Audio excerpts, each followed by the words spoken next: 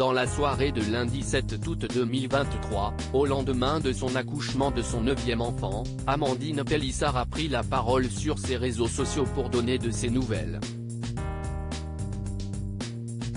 Si elle a tenu à rassurer quant à la santé de sa fille très prématurée, l'ex-star de TF1 a expliqué qu'un grand suivi était nécessaire, notamment vis-à-vis d'un risque d'infection.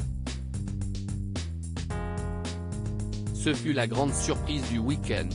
Dans la soirée du dimanche 6 août 2023, Amandine Pélissard a donné naissance à son 9e enfant. CIST, une petite fille prénommée Maëna qui a pointé le bout de son nez avec beaucoup d'avance. Maëna, nous t'attendions au mois de novembre. Et te voilà le 6 août 2023 à 21h22. J'entends ton premier cri. Tu viens au monde à 26 à plus 2 jours, a-t-elle annoncé en partageant de premières photos. Depuis, Amandine Pélissard donne des nouvelles dès qu'elle le peut. Et, lundi soir, elle a justement pris le temps de s'exprimer en story Instagram avec son mari Alexandre à ses côtés. On atterrit tout doucement. Tous ces derniers jours ont été un peu rapides et brutaux, mais en tout cas, la petite mère CIST vraiment une vaillante, elle est exceptionnelle. Elle n'est pas intubée, elle a juste un petit masque à oxygène, elle digère bien l'alimentation, elle est bien tonique. Donc CIST top parce que c'était tellement anxiogène cet accouchement, on a tellement eu peur.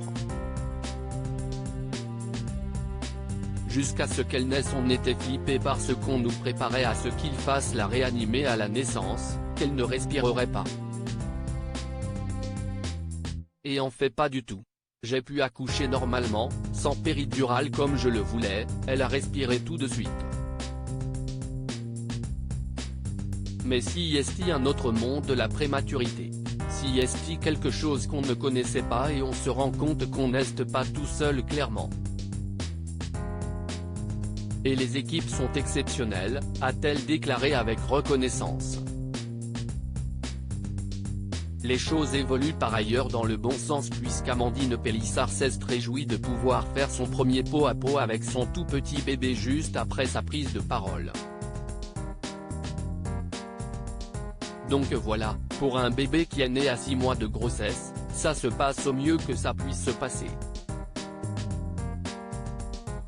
Pourvu que ça dure et puis de toute façon, on va l'accompagner jusqu'au bout dans ce périple.